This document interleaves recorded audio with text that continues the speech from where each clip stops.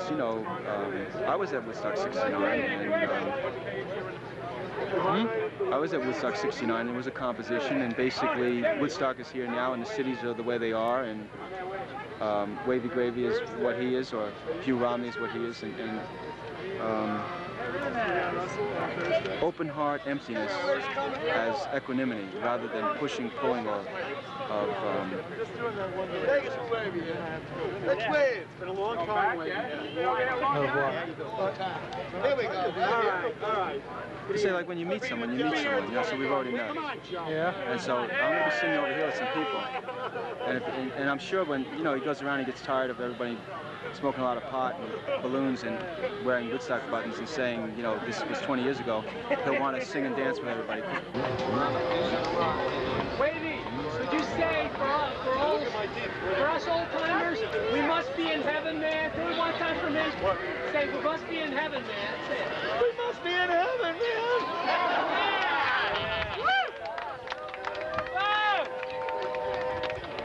So psychology, Western psychology, is of a certain study. Eastern psychology, or Tibetan psychology, is grounded in the Dharma. And from such insight, spinning off center, so to say, into hunger and thirst, you can regather center, and then much of that diminishes. So mental illness or problems of behavior and the mind. Yeah, what is mental illness in this light of? Well, mental illness mostly is genetic, you know, genes moving, or it could be like a emotional hunger and thirst. As I said, the Dharma. So you can, if you're not genetically off balanced, to need like genetic restructuring. As I was mentioning before, with Dr. James Watson on Cold Spring Harbor Biological Laboratory, the human genome, which will deal with also mental illnesses. Even if that was cured, you still may have a mind hungering and thirsting to go elsewhere, which might be considered criminal or mentally ill. Yeah. And with such, from meditation and chant or prayer, or having the body, the speech, and the mind, heart and mind being spiritual heart-mind all together, having that grounded, then your body very clean, your speech cleansed, and then your heart action, rightful action, and then how you live, which is your rightful livelihood, is grounded in such a way that you're very healthy, you're not ill. Gravy, would you mind signing my lecture? I'd be honored, although you want to get pretty intimate with this Mr. Gravy stuff. Wavy, is the Hog Farm going to have a reunion this year? No. We have 2 more years before we do our 25th. We already did our 20th. Is any of the Hog Farm still together? Most of the Hog Farm is still together. You're still part of that, right? Of course, I'm a clog of the hog. I took a lot of courses. Yeah. I think, yeah, I held hands with Judith Simmer and Alan and Peter around Rocky Flats when we encircled the detonation plant in Rocky Flats, about 17 so miles north of Denver, or about 15 or so miles west of Boulder, where Alan Who else do you know? And we sang songs and stuff. Peter, Alan's husband or wife, boyfriend, is a good friend of mine. His wife? Yes, he's a man. They're homosexuals. They call him a wife, though. Yeah, you can call him a wife, or his boyfriend, or male wife, or all kinds of terms. Yeah, his husband or whatever. In other words, they're lovers. Oh, you mean Alan could be his wife too?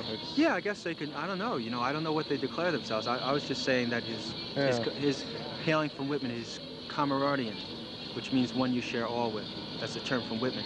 So his cameradian, Peter Orlowski, I've just mailed him about 50 of my haikus.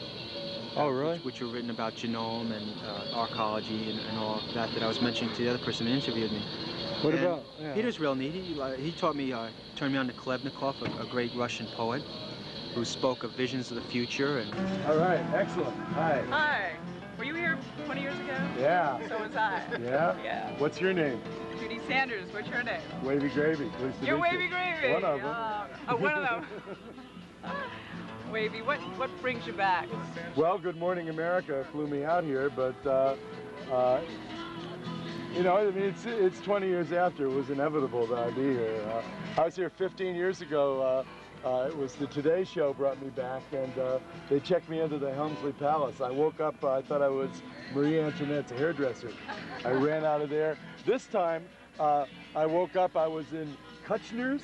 Yes. I said, now I'm in the Imperial. We're going to do some a Woodstock show on Thursday, as a matter of fact, with my friend Johnny Sebastian and Leon Russell. And yeah, right here. You know, I have nostalgia for the future. That's what it is. These are the good old days. However, Woodstock itself, the in White Lake, was created for wallets. But let me tell you something.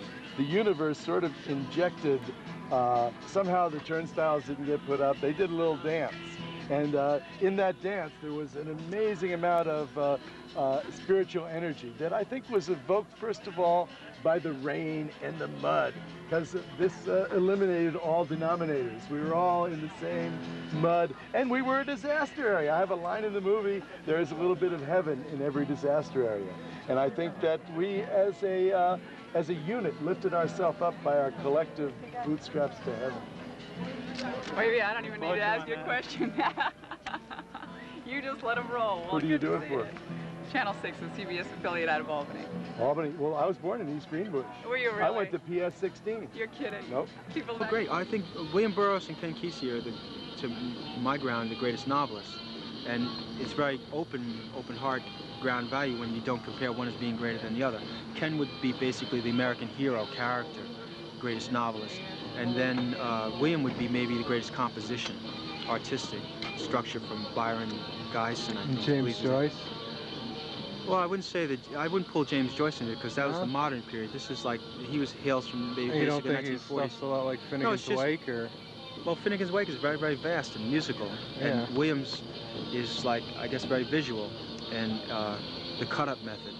So it's not as necessarily musical. Oh, it's more like But there's film? very great, beautiful music in it. Yeah. Yeah, it's like a visual, like a visual context, a lot of visuality in it. Matter of fact, Alan mentioned, I studied 3 years of literary history of the Beat Generation with Alan, and he mentioned Williams' work as well as other of his friends. And he spoke that Bill had a statement that he writes as like hands pulling in nets. And it was a visual context. He grasps the world visually. Whereas like Jack Kerouac and Alan pretty much move from the ear, or William calls Williams' tender eye moving on the page, tender eyeball. Progression of narrative. And Peter, I don't know, Peter's a great medicinal wound dresser of Walt Whitman. Blue oceanic tongue, red raspberry picker of Algonquin, Manhattan, red raspberries or something. Yes, I'm well aware of Paulo Soler. I often thought of hiring a bunch of midgets to walk around 42nd Street with signs that say miniaturization or death. Okay. Wavy. Well, the genome might deal with the midget that they could recycle a little more height. What I got. So when you put the two together, then... But you know, if you don't have a sense of humor, it isn't funny anymore. Well, I don't know what it is, but what I'm talking to you about is that our colleges would be the place. Now, when you have industry, I wrote a 1,000-foot long poem called Industriological Ecological. They recognize you. So what are we doing? Well, what I'm saying is when you put the two together, you have a great vision. And if you'd like to say something about that, because you get a lot of media hype. What, about arcology? We're putting the two together. Which two? The genetic genome. I don't know about these genomes, like the geremlins, or I don't know about that. See, I know about Gaia. I know that you're Gaia, I'm Gaia, the rock's Gaia, the earth's Gaia. We taught Gaia in kids camp this summer. Our text was an amazing book by Joanna Macy and John Seed called Thinking Like a Mountain. And we did a Council for All Beings with the children, which was quite wonderful. They all picked an animal, a mammal, a stream, a desert, a rainforest, and they got up before the fire and spoke on behalf of their species. And this was real wonderful. And also in doing that, it just happened. Don't do the ice cream cone anymore, please. It just sort of happened that John Seed dropped by the camp. He's with the Rainforest Information League in Australia, and helped us with the evolutionary remembering, where the kids, all of us, we went back from the Big Bang, and went all the way up to the present time. So now the kids know that they're not only related to each other, but they're related to the trees and the rocks and the grass and the sky, and this is very exciting. Say,